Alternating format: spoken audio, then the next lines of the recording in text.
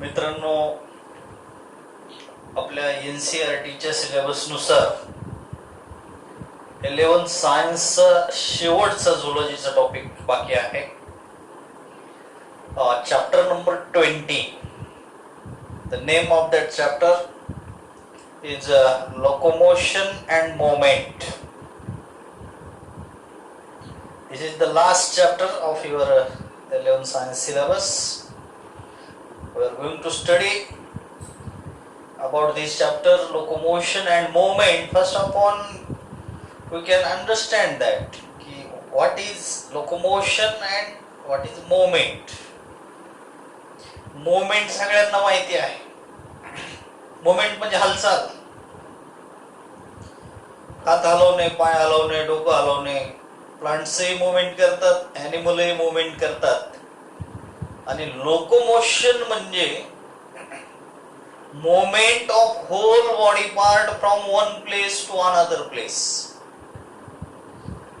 Locomotion मध्ये सुद्धा movement होते, पण लोकोमोशन आणि मुवमेंट मध्ये जे महत्वाचा फरक आहे तो म्हणजे लोकोमोशन मध्ये ॲनिमल्स एका जागेवरून दुसऱ्या जागेवर जातात आणि अशा प्रकारची मुवमेंट जिथं जागा बदलते त्याला म्हणायचं लोकोमोशन. लोकोमोशन म्हणजे मुवमेंट नाही, पण सगळ्याच प्रकारच्या लोकोमोशन मध्ये मुवमेंट होत असते, पण सगळ्याच प्रकारच्या मुवमेंट म्हणजे लोकोमोशन म्हणता येणार नाही. थोडक्यामध्ये all locomotions are the movements, but all movements are the locomotions. Movement होत राहतात, पण प्रत्येक वेळेस मुवमेंट झाली म्हणजे लोकोमोशन होतं असं नाही. पण जेव्हा लोकोमोशन होतं तेव्हा 100% मुवमेंट होते. मुवमेंट झाल्याशिवाय लोकोमोशन होत नाही. तर अशा पद्धतीनं मुवमेंट हे एक अतिशय महत्वाचं कॅरेक्टरिस्टिक आहे आणि स्पेशली ते प्लांट्स आणि ॲनिमल्सचं कॅरेक्टरिस्टिक आहे. प्लांट सुद्धा मुवमेंट करतात, ॲनिमल सुद्धा मुवमेंट करतात. दोघांचंही हे अतिशय महत्वाचं कॅरेक्टरिस्टिक आहे, सायलेंट फीचर आहे. आणि त्याच्या पाठीमागे काहीतरी पर्पज आहे, उद्देश आहे. जेव्हा प्राणी एका ठिकाणाहून दुसऱ्या ठिकाणी मायग्रेट होतात, स्थलांतर करतात, तेव्हा त्याचं कारण असतं इन सर्च ऑफ फूड. अन्नाच्या शोधामध्ये हे ॲनिमल एका ठिकाणाहून दुसऱ्या ठिकाणी जातात. दुसरं महत्वाचं शेल्टर. शेल्टर प्रोटेक्शन साठी पाहिजे. आपणही रस्त्याने जर जात असो आणि अचानक पाऊस आला की लगेच कुठंतरी आडोसं पाहतो आणि तिथं पाऊस आहे तोपर्यंत थांबतो. शेल्टर. ॲनिमल सुद्धा आपले पक्षी आपली घरटी बनवतात, काही ॲनिमल बिळामध्ये जाऊन राहतात. याच्यासाठी सुद्धा लोकोमोशन गरजेचं आहे. In order to obtain the food and another for the shelter. Reproduction साठी सुद्धा ॲनिमल या ठिकाणी लोकोमोशन करत असतात. आणि चौथं महत्वाचं कारण म्हणजे अतिशय महत्वाचं कारण आहे टू एस्केप फ्रॉम एनिमी. शत्रूपासून स्वतःचं संरक्षण करण्यासाठी सुद्धा लोकोमोशन केलं जातं. अचानक सिंह दिसला, हरणाचा कळप आहे, लगेच सगळे हरण पळायला लागले त्या सिंहापासून बचाव करण्यासाठी, प्रोटेक्शन साठी. अशा पद्धतीनं for the food, shelter, reproduction and for the protection purpose to escape from enemy, या 4 गोष्टीसाठी लोकोमोशन खूप महत्वाचं आहे. एक हा चॅप्टर मध्ये आपल्याला मुवमेंट आणि लोकोमोशन या दोन्हीची माहिती तर पाहिजे आहेच, पण या व्यतिरिक्त लोकोमोशन कशामुळे होतं किंवा मुवमेंट्स कशामुळे होतात, कोणत्या प्रकारच्या मसल्स त्याच्यामध्ये भाग घेतात, बोन्सचा काय रोल आहे, आपल्याकडे किती प्रकारचे बोन आहेत, कुठे कुठे आहेत, त्याची स्ट्रक्चर कशी आहेत, या सगळ्या गोष्टीचा डिटेल अभ्यास या शेवटच्या चॅप्टरमध्ये आपल्याला करायचा आहे. आपण टप्प्याटप्प्याने या चॅप्टरला सुरुवात करू. पहिला भाग आहे टाइप्स ऑफ मोमेंट्स. मोमेंटच्या टाइप्स 3 प्रकारच्या आहेत. अमेबॉइड मोमेंट, सिलियरी मोमेंट आणि तिसरी आहे मस्क्युलर मोमेंट. 3 प्रकारचे मोमेंट्स पाहायला मिळतात, अमेबॉइड, सिलियरी आणि मस्क्युलर. या तिन्ही मोमेंटच्या नावावरूनच लक्षात येतं की हे कोणत्या प्रकारच्या मोमेंट्स आहेत. अमेबॉइड मोमेंट म्हटलं की डोळ्यासमोर अमेबा उभा राहायला पाहिजे. मग अमेबा मोमेंट कसा करतो, अमेबाचं स्ट्रक्चर कसं आहे, अमेबाला एका ठिकाणाहून दुसऱ्या ठिकाणी जाण्यासाठी पाय आहेत का, असतील तर त्याला काय म्हणायचं आणि कशा पद्धतीनं तो मोमेंट करतो. जसं अमेबा मोमेंट करतो तशाच प्रकारच्या मोमेंट्स आपल्या बॉडीमध्ये काही सेल्स करत असतात. स्पेशली ब्लड मध्ये असलेल्या त्या सेल अमेबा सारखी मोमेंट करतात. म्हणजे नेमकी कशी करतात, मग त्यासाठी आपल्याला अमेबा समजून घ्यावा लागेल. शाळेत असताना अमेबाचा अभ्यास तुम्ही केलेला आहे. अमेबाला कुठल्याही प्रकारचा आकार नसतो असं आपण म्हणतो आणि तसं आपण लिहितो. It is irregular in shape. अमेबाचा हा पहिला पॉइंट असतो. तरी पण फिगर काढायची झाली की एक विशिष्ट प्रकारची फिगर आपण काढतो. अशा पद्धतीनं त्याची फिगर काढली जाते. सेंटरला न्यूक्लियस आहे आणि याला आपण अमेबा असं नाव देतो. मग अमेबाला हे जे काय पार्ट दाखवले, फिंगर लाईक प्रोजेक्शन 1 2 3 4 5 6, हे प्रोजेक्शन म्हणजेच याला सिडोपोडिया असं म्हणतात. सिडोपोडिया 2 शब्द एकत्र आलेले आहेत. एक म्हणजे सिडो, सिडो पीचा उच्चार सायलेंट आहे आणि दुसरा शब्द आहे पोडिया. 2 शब्द. सिडोचा अर्थ आहे फॉल्स, फॉल्स म्हणजे खोटे, आणि पोडियाचा अर्थ आहे फूट, फूट म्हणजे पाय, खोटे पाय, फॉल्स फूट म्हणजेच सिडोपोडिया. असं का म्हटलंय, फॉल्स फूट का म्हटलंय? कारण अमेबा हा सतत स्वतःचा आकार बदलत राहतो. आता मी अमेबा पाहिला मायक्रोस्कोप खाली, मला या ठिकाणी 6 सिडोपोडिया दिसल्या आणि मी एखाद्याला बोलवलं आणि त्याला जर पुन्हा बघायला लावलं तर त्यावेळेस त्याच्या 5 4 3 किंवा 8 9 10 सिडोपोडिया तयार झालेल्या असतात. तो सतत सिडोपोडिया आत घेतो, दुसऱ्या नवीन तयार करतो, इकडून आत टाकतो, तिकडून बाहेर काढतो. अशा पद्धतीनं तो सारखा स्वतःचा आकार बदलत राहतो, शेप चेंज करतो. आणि म्हणून हे त्याचे परमनंट पाय नाहीत, म्हणून त्याला फॉल्स फूट म्हटलेलं आहे. फॉल्स फूट.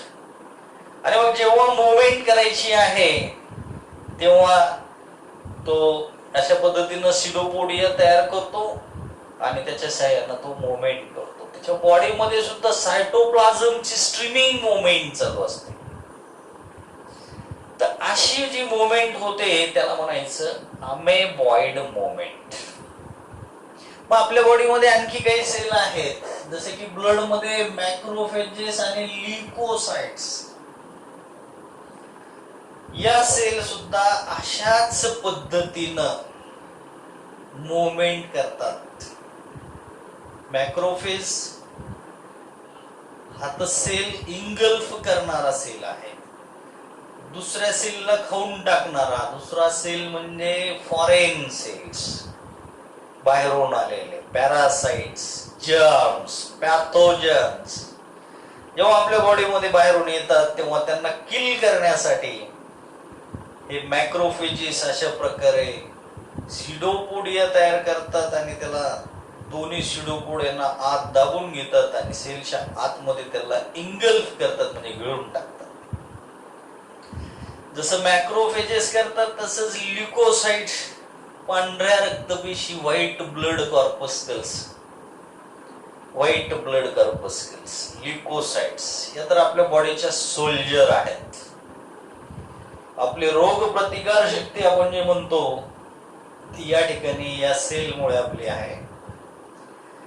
या व्यतिरिक्त सायटोप्लाझम मध्ये काही एलिमेंट्स पाहायला मिळतात जे हार्डनेस त्यांच्यामध्ये आहे आणि त्याला मायक्रोफिलामेंट असं म्हणतात.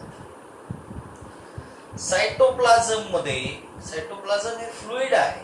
या फ्लुइड मध्ये बारीक बारीक हेअर लाईक स्ट्रक्चर्स जे की हार्ड आहेत, hair like structure hard in nature present inside cytoplasm, so called cytoskeletal, skeleton means hard part, present in cytoplasm, so called cytoskeletal elements, and that elements are nothing but the microfilament thread like structure, microscopic in nature.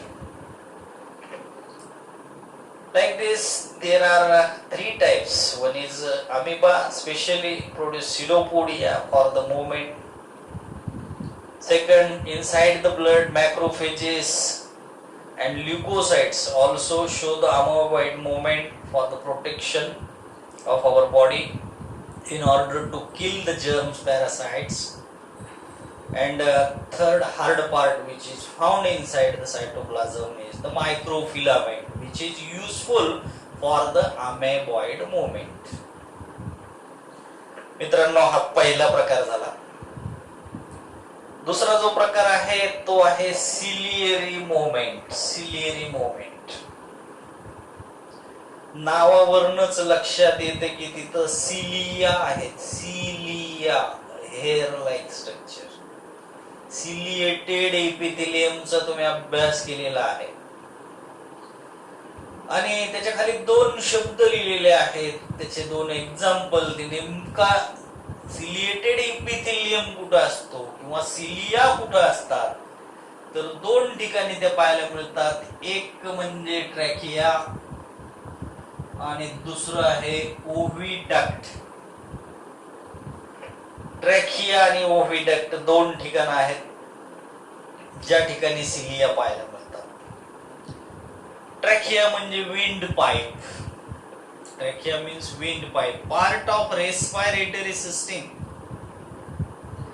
You have studied respiratory system. It starts from nostrils, then nasal chamber, space inside the nose. Then pharynx is the common part, and then trachea is start. This pipe goes to the lungs, divided into two branches. तर हा जो trachea आहे या ट्रॅकियाच्या आतमध्ये या ठिकाणी cilia आहे. Cilia म्हणजे हेअर लाईक स्ट्रक्चर. आणि मग हा ट्रॅकिया कॅरी करतो ऑक्सिजन, लंग्स कडे घेऊन जातो आणि कार्बन डायऑक्साइड लंग्स कडून बॉडीच्या बाहेर टाकण्याचं काम करतो. हे सगळं करत असताना या सिलियाचा त्याला काय उपयोग होतो तर ट्रॅकियामध्ये ह्या ज्या सिलिया आहेत या सिलियाचं अतिशय महत्वाचं function. Trachea show the ciliary movement for the purpose to avoid dust particle, avoid the entry of dust particle in the trachea. Oxygen घेतोय आपण आणि कार्बन डायऑक्साइड सोडतोय. पण ह्या ऑक्सिजन घेत असताना चुकून जर काही धुळीचे कण त्याच्यामधून येत असतील, डस्ट पार्टिकल जर आतमध्ये येत असतील, तर या डस्ट पार्टिकलला आतमध्ये जाऊ न देणे,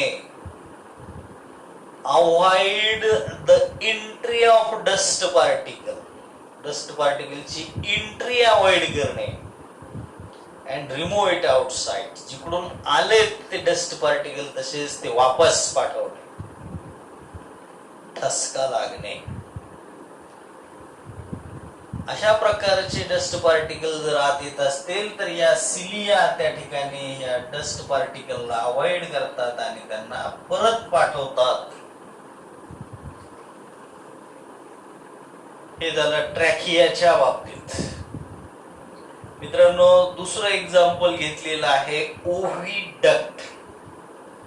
फिमेल मध्ये 2 ओव्हरीज असतात आणि या 2 ओव्हरीला कनेक्ट करणारा जो पाईप आहे त्याला आपण ओव्हिडक्ट असं म्हणतो. नंतर तो या ठिकाणी असा युटेरस मध्ये ओपन होतो. हा जो पार्ट आहे हा आहे ओव्हिडक्ट. 2 ओव्हरीज असल्यामुळे 2 ओव्हिडक्ट फिमेल रिप्रोडक्टिव्ह ट्रॅक्ट मध्ये सिस्टीम मध्ये असतात. इथं सिलिएटेड इपिथेलियम हा ओव्हिडक्ट मध्ये आहे, म्हणजे या ठिकाणी आहे. ओव्हरीचं काम आहे ओव्ह्यूम तयार करणे. या ओव्हरीनं हा ओव्ह्यूम तयार केल्याच्या नंतर ओव्हरीच्या बाहेर तो पडतो. ओव्हरीच्या बाहेर ओव्ह्यूम आल्यानंतर तो फॉलोपियन ट्यूब मध्ये म्हणजेच ओव्हिडक्ट मध्ये गेल्यानंतर या सिलिया त्याला हळूहळू हळूहळू हळूहळू पुढं पुश करतात.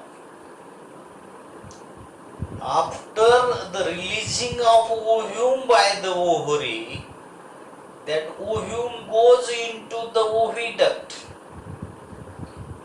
and the inner lining of oviduct is made up of cilia and that cilia pushes ovum forward, हळूहळू त्याला पुढे नेणे. हे फंक्शन आहे सिलियाचं. आणि मग ट्रॅकिया आणि ओव्हिडक्ट या दोन्ही मध्ये अशा पद्धतीनं जी काय मोमेंट होते, सिलियामुळे जी मोमेंट होते, या मोमेंटला सिलियरी मोमेंट असं म्हणतात. Ciliary moment. मित्रांनो, 2 मोमेंट आपण पाहिल्या. एक मोमेंट पहिली अमेबॉइड मोमेंट आणि दुसरी सिलियरी मोमेंट. आता आपल्याला तिसरी मोमेंट पाहिजे आहे. त्याचं नाव आहे मस्क्युलर मोमेंट. या ठिकाणी मसल न केलेली मोमेंट आहे. ही खूप महत्वाची मोमेंट आहे. कुठलीही बॉडीमध्ये जी लिम्स असेल, लिम्स म्हणजे हात आणि पाय, बोटाची मुवमेंट असो, हाताची मुवमेंट असो, पूर्ण हाताची असो, हाताची आणि पायाची, अप्पर जॉ अँड लोअर जॉ, वरचा जबडा खालचा जबडा, ह्याच्या सुद्धा ज्या मुवमेंट आहेत, खाली वर होणे, खालचा जबडा किंवा इकडे इकडे होणे, त्या मुवमेंट झाल्याशिवाय आपण बोलू सुद्धा शकणार नाहीत. तर ह्या सगळ्या ज्या मुवमेंट्स आहेत, लिम्सच्या मुवमेंट, जॉच्या मुवमेंट्स, आयलिड्स मध्ये होणाऱ्या मुवमेंट्स, एवढंच नाही तर टंगची मुवमेंट, जिभेची मुवमेंट जी चालू आहे, या सगळ्या मुवमेंट ज्या आहेत, या सगळ्या मुवमेंटचा संबंध हा मसल्सशी येतो. आणि म्हणून या पार्ट मध्ये होणाऱ्या ज्या मुवमेंट्स आहेत, लिम्स मध्ये होणारी मुवमेंट, जॉज मध्ये होणारी मुवमेंट, टंग मध्ये आणि आयलिड्स मध्ये, या सगळ्या ठिकाणी होणारी जी मुवमेंट आहे ही मसल्सच्या साहाय्याने होते. आणि म्हणून या सगळ्या मुवमेंटला मस्क्युलर मुवमेंट असं नाव दिलेलं आहे. Muscular movement. त्यानंतर आपल्याला मसल्स पाहिजे आहेत. मसल पाहत असताना अगोदर त्याच्या ओरिजिनचा आपण विचार करू. त्याचं थोडस इंट्रोडक्शन पाहू. मित्रांनो, तुम्हाला माहिती आहे, after the fertilisation zygote formation is takes place, and when zygote undergoes the development process, first upon it form 3 layers. It is called germ layers: ectoderm, mesoderm and endoderm. Ectoderm, mesoderm and endoderm. And from that layer different types of organs and systems are developed. Out of these 3 layers, muscles are developed from the mesoderm. Not from ectoderm, not from endoderm. That means muscle are originate from mesoderm layer, so called mesodermal in origin. And whatever our body weight, muscles are contribute 40 to 50% body weight. 100 kilo वजन जर असेल तर 40 ते 50 kilo वजन हे फक्त muscles आहे. बॉडीच्या वेट मध्ये 40 to 50% वेट कॉन्ट्रीब्युट करण्याचं काम मसल्स करत असतात. मसल्सच्या एक 4 महत्वाच्या प्रॉपर्टीज आहेत.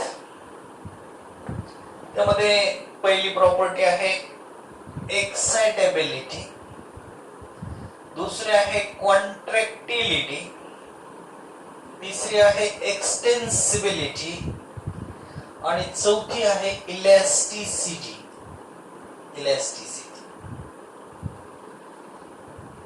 4 प्रॉपर्टीज मसल्सच्या खूप महत्वाच्या आहेत. Excitability, that means muscle can excite. Excitation होतं मसल्स मध्ये. व्यायामशाळेमध्ये जिम मध्ये गेल्यानंतर जेव्हा पैलवान व्यायाम करायला सुरुवात करतो तेव्हा सगळ्यात अगोदर तो वॉर्मअप करतो. वॉर्मअप साधा असतं. उड्या मारणे, हात पायाचे, जंपिंग, सूर्यनमस्कार, उठबशा, असं थोडं 10-5 मिनिट तो वॉर्मअप करतो. वॉर्मअप यासाठी करतो की नंतर त्याला हेवी वेट्स उचलायचे असतात, मसलला एक्साइट करण्यासाठी. तर मसलचं हे एक वैशिष्ट्य आहे की त्या एक्साइट होतात, उत्तेजित होतात. एक्साइटेबिलिटी. दुसरं एक अतिशय महत्वाचं प्रॉपर्टी आहे कॉन्ट्रॅक्टिलिटी. म्हणजे कॉन्ट्रॅक्ट होणे. Has an capacity to contract. Muscles मध्ये कॉन्ट्रॅक्ट होण्याची कॅपॅसिटी आहे. जशी कॉन्ट्रॅक्ट होण्याची कॅपॅसिटी आहे तसं जास्त काळ मसल कॉन्ट्रॅक्ट राहत नाही. थोड्या वेळानंतर त्यांना रिलॅक्स व्हावं लागतं. तर त्या ठिकाणी एक्सटेन्सिबिलिटी पण आहे. एक्सटेन्सिबिलिटी म्हणजे एक्सटेंड होणे, रिलॅक्स होणे. जसं कॉन्ट्रॅक्टिबिलिटी तसं एक्सटेन्सिबिलिटी म्हणजे रिलॅक्सेशन. आणि चौथं महत्वाचं या ठिकाणी दिलेलं आहे इलॅस्टिसिटी. मसल मध्ये इलॅस्टिसिटी आहे. मसल्स काही प्रमाणामध्ये ताणल्या जाऊ शकतात. तर अशा महत्वाच्या 4 प्रॉपर्टीज या ठिकाणी मसल्सच्या बाबतीमध्ये पाहायला मिळतात. आणि आता आपण पाहणार आहोत मित्रांनो, मसल्सचे 3 महत्वाचे प्रकार आहेत. मसल 3 ग्रुप मध्ये डिवाइड केलेले आहेत. अतिशय सोपे प्रकार आहेत. एक आहे स्केलेटल, पहिला प्रकार. दुसरा आहे स्मूथ मसल आणि तिसरा आहे कार्डियाक मसल. आपण टप्प्याटप्प्याने पाहू. पहिला प्रकार आहे स्केलेटल मसल. स्केलेटल मसल नावावरूनच लक्षात येतं की ही मसल स्केलेटलला अटॅच आहे. स्केलेटलला म्हणजे बोनला अटॅच आहे. स्केलेटन म्हणजे hard part of our body म्हणजे बोन. मग जिथं जिथं बोन आहेत आणि त्या बोनला जी मसल अटॅच झालेली आहे त्या मसलला म्हणायचं स्केलेटल मसल. त्यानंतर या मसलचं दुसरं नाव आहे स्ट्रायटेड मसल. स्ट्रायटेड कारण या मसल्सवर स्ट्रिप्स पाहायला मिळतात. त्या मसल इलॉंगेटेड आहेत, लांब असतात, दोऱ्यासारख्या, धाग्यासारख्या, थ्रेड सारख्या लांब आहेत. आणि त्याच्यामध्ये मग त्या फायबरचे बंडल्स तयार झालेले असतात, मसल फायबरचे. त्यातला कुठलाही फायबर जर आपण बाजूला काढला स्केलेटल मसलचा तर आपल्याला असं लक्षात येते की त्या मसलच्या फायबरवर असे स्ट्रिप्स आहेत. स्ट्रिप्स, झेब्रा क्रॉसिंग, झेब्रा तुम्ही पाहिलेलं असेल, त्याचे कसे लाईन्स असतात तशा प्रकारचे स्ट्रिप्स या ठिकाणी पाहायला मिळतात. हे स्केलेटल मसल आहे. त्या स्केलेटल मसल मधला एक थ्रेड आपण बाजूला काढलाय, मसल फायबर बाजूला काढला तर आपल्याला असं लक्षात येतं की असे स्ट्रिप्स तिथे पाहायला मिळतात. आणि या स्ट्रिप्सलाच स्ट्रायेशन असं म्हणतात. Strips are called striations and so muscle is called striated muscle. The skeletal muscle is also called striated muscle because it shows the striations on the muscle fibers, show the strips, and its function is voluntary. Voluntary, under the control of our will. It is called voluntary. आपल्या इच्छेनुसार जे function होतात त्याला म्हणायचं voluntary. Under the control of our will म्हणजे nervous system मध्ये आपण ठरवतो चालायचं की नाही, उभं राहायचं की नाही, पळायचं की नाही. चालणे, पळणे, खेळणे ह्या सगळ्या ज्या मोमेंट्स आहेत ह्या सगळ्या मोमेंट्स व्हॉलंटरी आहेत, आपल्या इच्छेनुसार होतात. म्हणजे स्केलेटल मसल या आपल्या इच्छेनुसारच काम करतात आणि म्हणून त्यांना व्हॉलंटरी मसल असं सुद्धा म्हटलेलं आहे. मित्रांनो, हा पहिला प्रकार झाला स्केलेटल मसल. त्यानंतरचा दुसरा जो प्रकार आहे तो आहे स्मूथ मसल. त्याच्या समोर लिहिलेलं आहे no strips.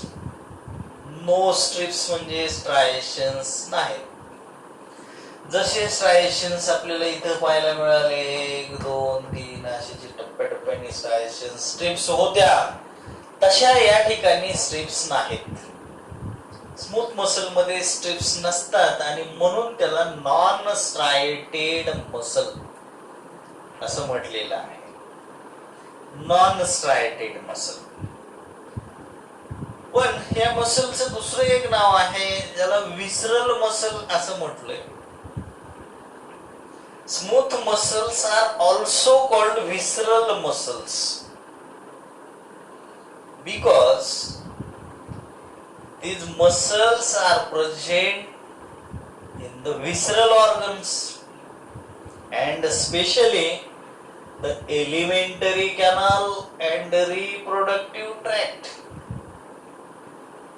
Our alimentary canal, its inner linings are made up of smooth muscle so called visceral muscle because present in the visceral organs. Elementary canal म्हटलं की बकल कॅव्हिटी, माउथ नंतर buckle cavity, pharynx असेल, इसोफॅगस, stomach, duodenum, jejunum, allium, त्यानंतर ascending colon, transverse colon, descending colon, rectum, हा पूर्ण elementary canal जो आहे याच्या आतमध्ये सगळीकडे विसरल मसल आहे, म्हणजे स्मूथ मसल आहे. स्ट्रायशन्स नाहीत म्हणून त्याला नॉन स्ट्रायटेड मसल असं म्हणतात. पण फंक्शनचा जर विचार केला तर या मसलचं फंक्शन मात्र इनव्हॉलंटरी आहे, व्हॉलंटरी नाही, इनव्हॉलंटरी आहे. That means function is not under the control of our will. आपल्या इच्छेनुसार त्या मसल काम करत नाही. स्केलेटल मसल आपल्या इच्छेनुसार काम करायच्या. आपण ठरवलं ह्या हाताची मुवमेंट करायची तर स्केलेटल मसल करायची. चालणे, पळणे, खेळणे सगळं स्केलेटल मसलचे फंक्शन आहेत आणि ते इच्छेनुसार चालतात. पण एलिमेंटरी कॅनल असेल किंवा रिप्रोडक्टिव्ह ट्रॅक्ट असेल, मेल रिप्रोडक्टिव्ह ट्रॅक्ट असेल किंवा फिमेल रिप्रोडक्टिव्ह ट्रॅक्ट असेल, या दोन्ही ठिकाणच्या ह्या मसल्स मात्र आपल्याला काहीही विचारत नाहीत किंवा त्यांचे फंक्शन आपण ठरवत नाही. भूक लागल्यानंतर जेवायचं की नाही आपण ठरवतो, व्हॉलंटरी आहे. फूड कुठलं घ्यायचं ते आपण ठरवतो. फूड तोंडामध्ये घेतल्यानंतर त्याला चावायचं की नाही आपण ठरवतो किंवा किती वेळेस चावायचं ते आपण ठरवतो, मॅस्टिकेशन. मग एकदा त्याचा घास तयार झाला, बोलस, की टंगच्या साहाय्याने तो घास आपण पुढे ढकलतो, तो घशामध्ये जातो. घशामधून पुढं तो इसोफॅगस मध्ये जाईल, इसोफॅगस मधून तो स्टमक मध्ये जाईल आणि स्टमक मध्ये मग त्याचं डायजेशन होईल आणि नंतर ते डायजेस्टेड फूड पुढे डिओडेनम कडे जाईल आणि असं त्याचा तो प्रवास इलियम, जेजुनम, कॉलन, रेक्टम वगैरे सुरू झाला. मित्रांनो, या ठिकाणी एकदा का घास पुढे गेला की त्याच्यावर आपलं कुठलंही कंट्रोल नाही. मग तो हळूहळू पुढे जातोय की नाही, का कुठं अडकला, का स्टमक पर्यंत पोहोचला का नाही, स्टमक मध्ये काय चालू आहे, परत स्टमक मध्ये किती वेळ थांबला, पुढे डिओडेनम कडे आला का, जेजुनम कडे गेला का, याची काही माहिती आपल्याला नाही. कारण या मसलचं फंक्शन हे